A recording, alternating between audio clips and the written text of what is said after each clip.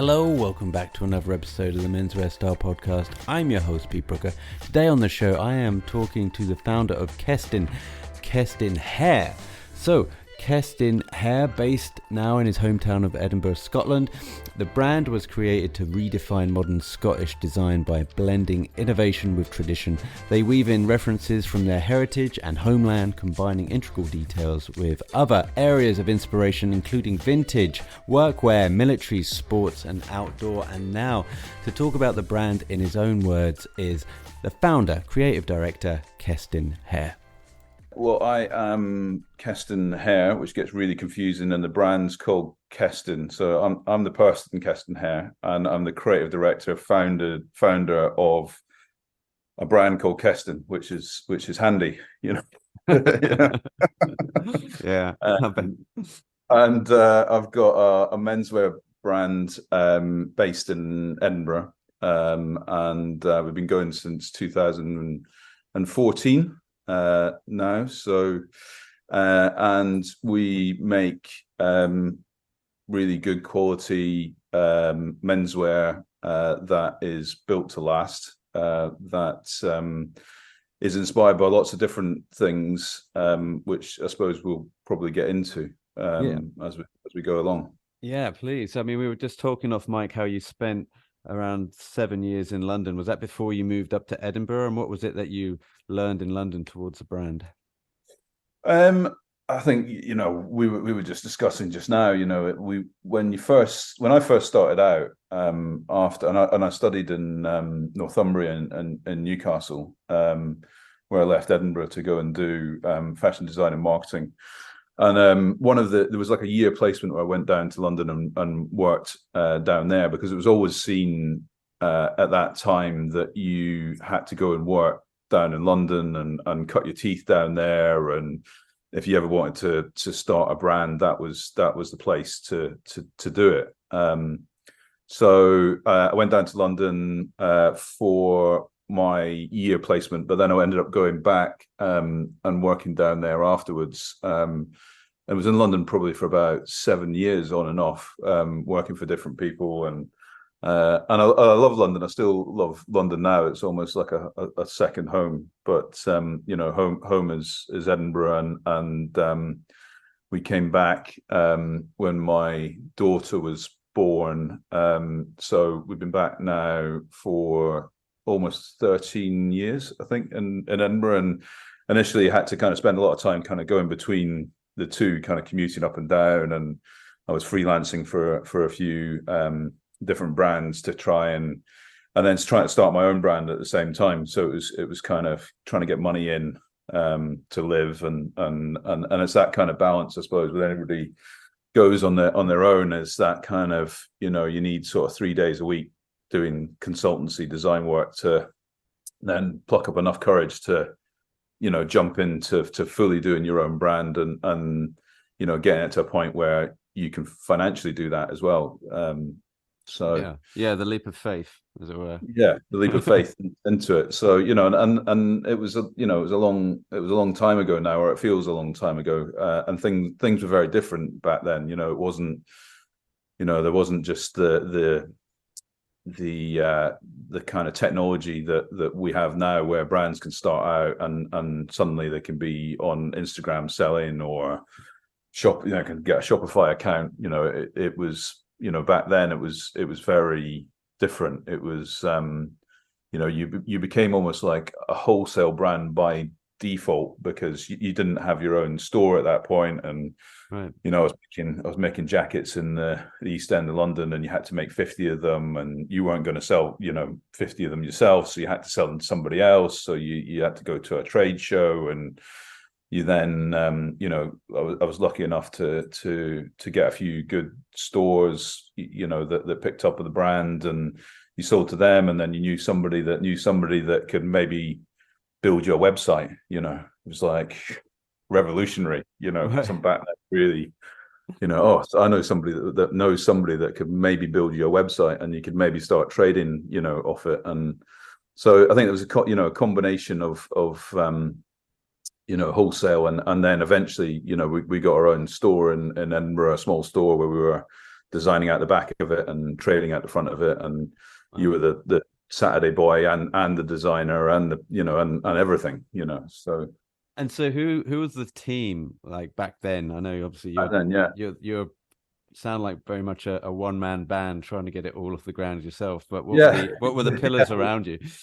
I think there's a guy called Tom Cuddy who still works for me. Actually, he was one of the sort of founding members back then, who sort of came as a graduate on placement from Heriot-Watt University, Edinburgh, kind of Edinburgh's sort of textile course, and he came to me and sort of helped working in the shop, and then and he's still with me now. So there was like two or three of us. There was sort of production manager, I think, was the sort of kind of first sort of person you sort of brought in, and Tom and myself, and there was like three of us, starting to really start designing and producing very locally at that point, because it was cheaper to manufacture in the UK, and you could do small quantities, and that's what I'd been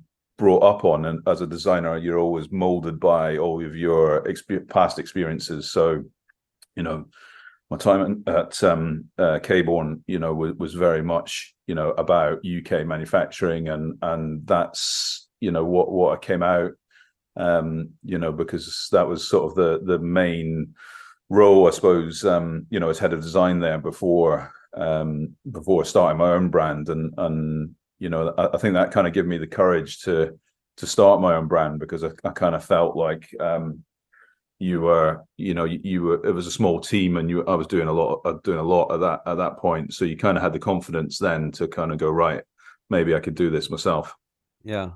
And I think we touched upon it when you're in Edinburgh. Do you feel like launching a brand there that you're kind of closer to the authenticity, like you're closer to the mills, you're closer to the heritage of where most of the fabrics come from, as opposed to, say, if you're in London starting a brand? There are a lot of London brands that seem to hijack the name London and kind of tack it onto the end of everything, and then when you get to the fine print, you realize, everything was just made in Portugal anyway. But that doesn't stop them from putting a picture of Big Ben on the front. And by the way, I'm including HP sauce in that. Makes in the Netherlands, not even in London. But I digress. Oh, right, I didn't know that. I'll go, well, yeah, look it up. It's on the back of the label. I can't have a ban on brown sauce, unfortunately. That's not gonna. I'll need there'll be some issues, I think. Yeah. Up here, brown sauce is is everything. It's everything to me as well in this household, I think. That's why. I think Edinburgh and Scotland is a fantastic city and country to be in, and as we said, like when you first started out, it was always you had to be down in London, surrounded by what was going on in London, and I do believe that definitely helped me in the early stages, and working for the people that I work for and getting experience. It's all experience, and I did leave a little bit earlier and tried to sort of start doing things, and it didn't quite work out at that point. I didn't really have. You need to have the connections, and I think, and the experience to then come back and try and make a go of it, and have the experience, or had the experience of working with all these different people to be able to understand really how it works, and to make it a success, I suppose. And yeah, it does frustrate me, all of that, where people are trying to pull the wool over people's eyes. We're very lucky there's not many other Scottish menswear brands, and that kind of gives us a bit of a unique place to be. And I've always been drawn by, inspired by my memories of growing up in Scotland, or and even now the places that you go on holiday in Scotland, or the traditions, or the history of what's happened in Scotland, not just in textiles, but in all different types of culture and art and design and architecture and all those kind of things. I definitely think it gives you, a bit of depth and a story to tell as well. I think maybe it's sometimes a little bit difficult to tell a story when there's lots of other people telling a story. So the same story. So when we're telling a different story, it's easier for us, I suppose. Yeah, I think so. As speaking as a consumer and somebody's that's worked in their own menswear shop selling other people's clothes, it always helps that the brand has a really good narrative, but comes from a place of honesty. Like there's a through line where you don't have to confuse people, where they'll see something and go, oh, I get it instantly, and there's no conflation here of like, why is it saying this, and then I go on the website and it looks completely different. So I think that helps. And I'll just give you a quick story. When I was working in a shop, there was a t-shirt company. There was a founder who'd lost his brother, I think, to some kind of obesity. So basically he just got too big and died of something. But on the shirt, it would always say, my armchair killed my brother Neil. And you could lift up the t-shirt and there would be like a little biography like written inside the t-shirt. No way, and it would just be like something that, you would tell someone, they'll go, well, I don't know what that stands for. They look at the anagram, and then you can give them like a little something for them to pass on and tell someone else. So I think that the importance of a story, especially with a brand, it just can't be underestimated, I think. No, I agree. I mean, it's we're a Scottish brand. We don't claim to make everything in Scotland or in the UK. We do make a lot of products in Scotland, and we do make a lot of products in the UK generally. A lot of our productions in Portugal and in the Far East. For the more technical and downfilled product that it's just impossible to make in Europe at a certain price and a certain quality and all of those kind of things. But yeah, the narrative is really important and difficult to tell, that story, particularly when we were sort of 70% wholesale, 30% sort of direct brands. And when your product's in, somebody else's store, you're relying on good sales guys to tell that story.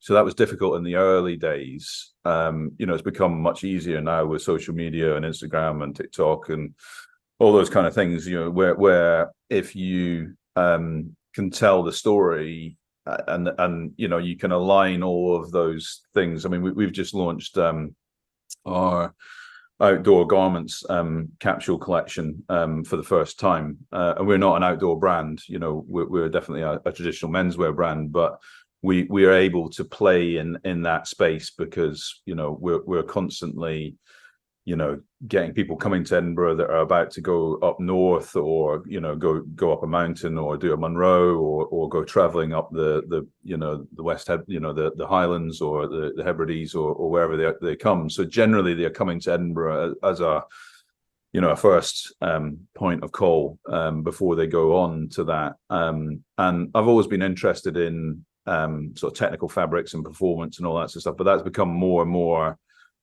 interesting to me as I've gone on, and I think it's a space that we want to play more and more in the future. And we've seen the success of the outdoor garments collection that we've just launched. It was just a sort of small capsule collections of two fleece styles, a 3-layer tape seam jacket which is waterproof, and a downfill jacket as well.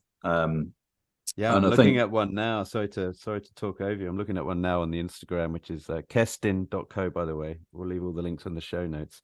It looks like an orange quilted, but kind of almost a honeycomb quilted. Yeah, so it's onion quilted puffer jacket. And I think, it's really that, telling that story, I think, is really important. And, I think, I'm lucky enough that my wife, Jem, who's my partner and the business and partner in life and everything, she's come from a marketing background, and I think once you get the two together, where you get great, marketing and hopefully okay design, and you put the two together, you can really create something, really special. And it's very much about, right product, right time, telling the right story, in an authentic way, all of those things. Once, that's the sweet spot, I suppose, is when you get all those kind of things coming together. Yeah.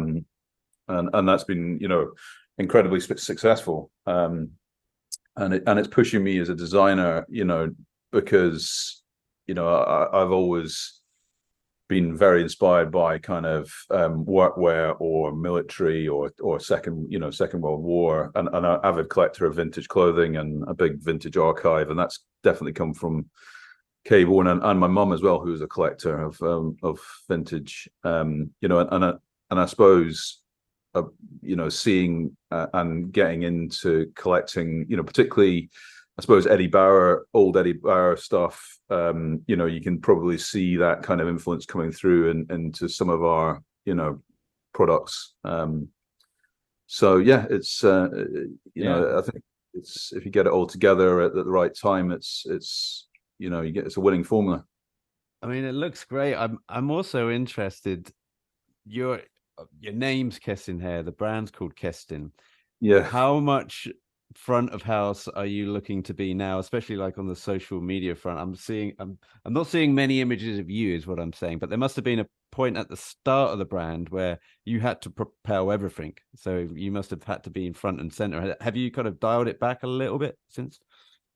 Well, it came through. We had a Japanese partner, and I'd worked quite a lot in Japan with my time with Nigel and Margaret Howell, and we always had Japanese partners within the business, so I was quite used to sort of working with the Japanese partners. And then, so when we teamed up with the Japanese, they said, "Well, we think the brand should be called Kestin Hare," and I thought that was a terrible idea. Thought it was It's like, why would you want it? It sounded kind of like, a little bit old fashioned for me at the time. It was sort of like, and I wasn't, it wasn't like a designer. It wasn't like, Paul Smith or, that kind of thing. And brands were normally kind of, one word or, or they were called something that didn't really mean anything, but kind of associated with workwear or something like that. It's so the idea of calling it Kestin Hare was what initially took a lot of getting used to, and but it was the Japanese wanted to do it because of my past with working with Nigel Cabourn and being head of design there, and that was the idea with it. And then eventually we shortened it to Kestin, which is what everybody sort of knew the brand as, which is kind of easier. It's easier to brand. It's it's not as long. It's it's easier to say. It's easier to create a brand, and the good thing is it's easy to get a domain because nobody wants the domain, or nobody so in some ways it's really lucky. I mean, growing up with the name in Scotland at a school, you got Kirsty, Kestrel. Nobody could say Kestin. It was like a Norwegian name that my mum sort of tweaked. I think it was Keston, and then she changed it to IN, and that was it. Nice. So she should be taking some sort of commission or something. Yeah, way ahead in the SEO charts. She's just thinking like Gwyneth Paltrow and Beckham's calling their kids, things that will stand out a bit more in the future. I love it. Well, you mentioned Japan there. So you have a license over in Japan under Kestin? Are you kind of in the we designed and produced, and we still do design and produce our collection, which is sold to Japanese stores over there. Yeah. Do you get a chance to go out there much now? I used to go out there a lot before COVID, and I've not been out there since. I'm trying to plan to go out there next year. But I've not been out there for a while, actually. But I mean, I grew up, with working with Japanese. I mean, I met Sam Segure, who was Margaret's partner and Nigel's partner when I was in my early 20s. And Kai, who I worked with now, who's now at Snow Peak, and so we've I've got a kind of long-standing relationship with working with Japanese, and I suppose our style and our aesthetic lends itself well and does well, you know, in the Japanese market. Yeah, it's fascinating place. I've just did a cruise out there just recently, and so managed to go all the way around Japan, but also I've been speaking to a friend who I've co-written his book for, and he's got a license out there, and he speaks really fondly of the time when he had a lot of concessions out there in Japan, and how it at times, I mean, he's too modest to say this, that you feel like a rock and roll star when you go and see and curate your own collections, and people will over the years remember you and bring back photos of like, oh, do you remember me when we met in your first collection here? And they'll like sign photos every year that they go. I mean, that it's somebody drew a picture of me once, which I thought was like really nice, you know, like got presented with like this kind of drawing, you know, pencil drawing of myself. Nice. Which is incredible. Yeah, I mean, I'm generally, you know, Osaka and Tokyo, and I'm in and out, and I'm either seeing mills or you know, showrooms or, you know, that type of thing. So I this time round, I definitely want to try and see some of the country, because I've never seen outside of Osaka or Tokyo and the bullet train in between. You know, Kyoto, obviously you gotta Kyoto. That's top of the list. Yeah, do the castle from Bond. Well, Kestin, I've only got a few minutes left on the call, but it's been fascinating talking to you. Thanks for walking us through the story. I wanted to quickly tap onto your designs. I know we're dialing back to earlier on in the conversations, but is there anything like from films, music, like iconography of your youth that are still prevalent in your designs today, do you think? Yeah, I think there's lots of different things over the years, but I mean, I do remember when I started out working in I was at Northumbria Uni, and I was studying fashion, and there was an amazing independent, which is not there now, called Strand in Newcastle, and they were in Newcastle and Leeds, and Dave Dalby, who was kind of the buyer and owner of the brand, he used to, you know, he bought brands there. The first time I'd seen, like, you know, Prada Sport, and when Neil Barrett was creative director there, you know, and what they were doing now back then was the first time I'd seen like technical fabrics put into you know, traditional menswear shapes and styles, you know, and the quality of the fabrics and you know, probably all Italian fabrics or Japanese fabrics. And you know, I think that was I saw then that, you know, you could potentially take, I like the twist that they put on, the technical twist on the traditional shapes or styles. So, and at the same time, I was working with Nigel Cabourn, helping cut patterns when I was a student and going up there. So I had this kind of world of heritage, and I had this world of tech. And I think for me now, and I see it a lot in our design, you know, my designs, is that, you know, take workwear, you know, particularly take a workwear jacket and cut it in a technical nylon, or, you know, so there's always a bit of a twist to it. And I can only think that that's where that started to come from. And I became, you know, a fabric nerd and nut. And, you know, and when I was at you know, Cabourn, he was very purist, and I liked the technical, you know, the Lamontas or the Olmatex or the, you know, Miocchi or those kind of Italian mills that were real technical, and so the two together is I suppose where you see a lot of our kind of handwriting now. Yeah, no, that's fascinating.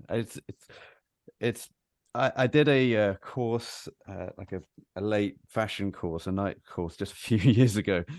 Kind of had a bit of a change gear in career and wanted to become like a fashion designer, or at least get to know the fabric and how to manipulate fabric more and really get my head in the weeds. But it's honestly so much harder than people think. I think people have, from the outside, look at fashion design and think, well, let's just see how we can make a dress look, or make a suit look, or make something else aesthetically look, but they don't understand the minutiae of how fabric performs and what limitations certain fabrics have. And it's only when you get into those sort of things like seam allowance and you're like crying, or you're like, especially as a 44-year-old, I was like, I'm good.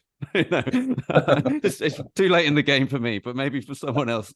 But yeah, so I'm always fascinated. Maybe it's like anything. It's like you learn that. I mean, because I learned it so young, it kind of just sort of stuck with me. And I don't. I mean, people say that to me. I find it very easy to kind of see what something's going to look from 2D into 3D, and I can kind of visualize that really easily. And I can, if I can see a fabric, then I can visualize whether it's going to work or not, or whether it's going to be too lightweight or too heavyweight, or, all those things very, very quickly. But I'm extremely dyslexic, and so there's lots of things that people find very easy that I really struggle with.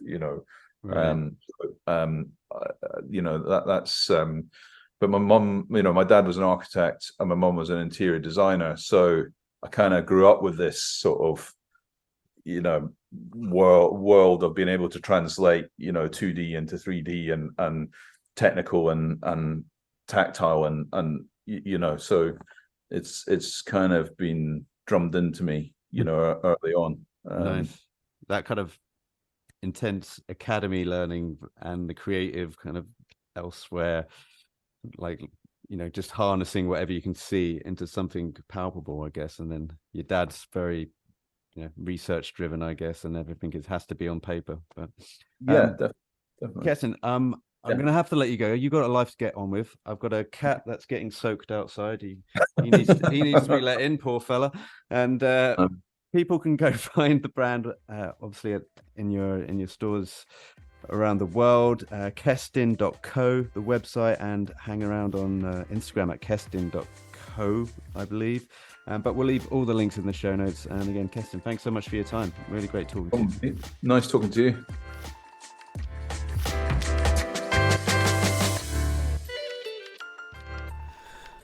You've been listening to the Menswear Style Podcast. Be sure to head over to menswearstyle.co.uk for more menswear content, and email info@menswearstyle.co.uk if you would like to be a future guest on the show.